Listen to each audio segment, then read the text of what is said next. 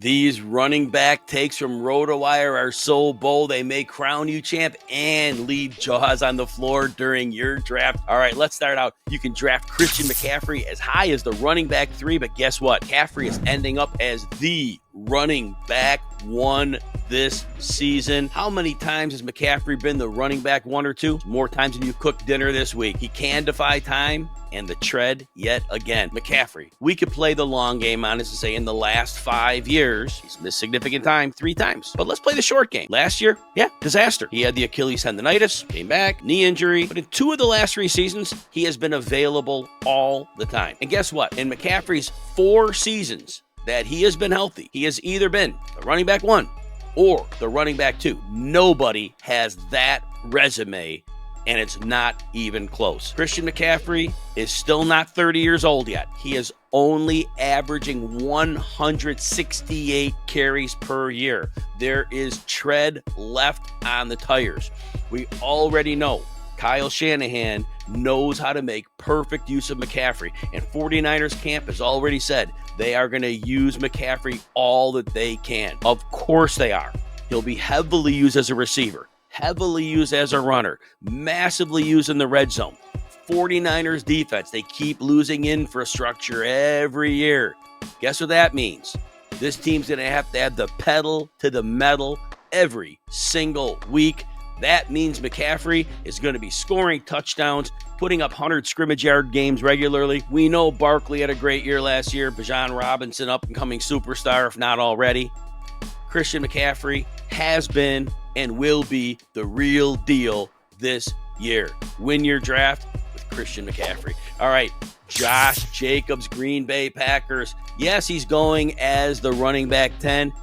He's finishing as the running back 6. Now, Jacobs disappeared early last year, but once he got cooking, full Gordon Ramsay on defenses. Josh Jacobs, 1,671 scrimmage yards, 16 touchdowns, second best year of his career. But what happened? The second half of the season happened. Green Bay, Matt LaFleur, the coach, realized, Jordan Love, you can only take us so far. You're good, but you're a game manager. We are leaning on Josh Jacobs. Jacobs only played 62% of the snaps, yet dominant after week 6. After week 6, 20 PPR points 8 times. Now you want to go first half, second half. Through week 7, he averaged 13.4 PPR points, averaged 17 rushes. Week 8 through the playoffs, those rushes went up from 17 to 19 for Jacobs, and Jacobs' scoring went from 13.4 points per game PPR to 20.6. Now, there were a lot of touchdowns in there, but you can't refute the fact Josh Jacobs clicks in this offense. Very good offensive line. He is the engine. He will repeat that engine. He's a steal at his ADP. Next, James Conner, Arizona Cardinals. Every year, rinse and repeat. He's the NFL's version of a tank with a check engine light. Will Conner power through one more time? I always bet on James Conner. Look, I say this, he will miss 2, 3, maybe 4 games. That's been his history. But when James Conner's on the field, and that's most weeks, he is going to be like a running back 1 for you. Prepare to have a substitute on your bench to take over for those missed games. But we saw it again. 1,094 yards, 8 touchdowns, 47 catches last year. James Conner is the engine of the Arizona offense. Yes, Trey Benson's there. James Conner got signed to a contract extension last year. Heart and soul of this team. He is not going away. 85th percentile broken tackle rate. He now has 1,000 yards in back-to-back seasons. Last 2 years, 4.6, 5.0 yards per carry.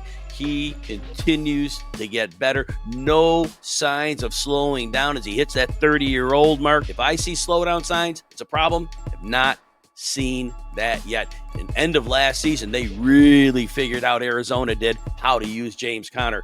He had 4 22-point PPR games on the season. 3 of those came weeks 14, 15, 16. Targeting 3 to 5 targets in each of the last 12 games. bet on James Conner, it always is your cheat code. He'll finish as a running back 15. If you're digging these bold running back takes, hit and like the subscribe buttons. And don't forget, we're offering 15% of any RotoWire subscription. You go to RotoWire.com, choose your favorite plan, use the code YouTube15 at checkout. You'll unlock powerful tools like our mock draft simulator and our picks and props tracker that will make you money all season long. Again, code YouTube15 at RotoWire.com.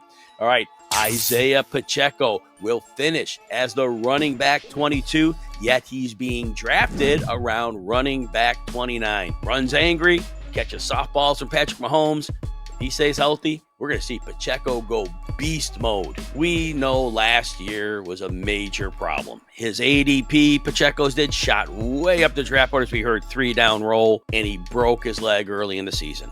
And then he came back in the second half of the year, didn't look good at all. Of course, he was coming off a broken leg. He had to stay off. He didn't have strength and explosion in that leg. He came back to try to help his team. But that comeback, and again, 3.7 yards per carry on the season. After the return from injury, it was 3.4. Don't worry. Fantasy community is sleeping on him. Because of that, you won't. Yes, durability is going to be an issue. Because of his upright running mode, doesn't avoid contact. You're getting him so late in drafts in the running back 3 range. They are going to use him, the Chiefs are, first and second downs regularly. Red zone, yes. Now, Brashard Smith could chip into that passing down role, but we already saw Pacheco do very well as a receiver. He had 49 targets in 2023. May not be that high, but he's going to get some work there. Now, remember, back in 2023, we saw Pacheco score 15.4 PPR points per game. He has been there. He has done that. Take the discount on Pacheco. Remember, when defenses play the Chiefs, they are worried about Mahomes in the passing game. They are not loading up to stop Pacheco. Go after it. Next bold take.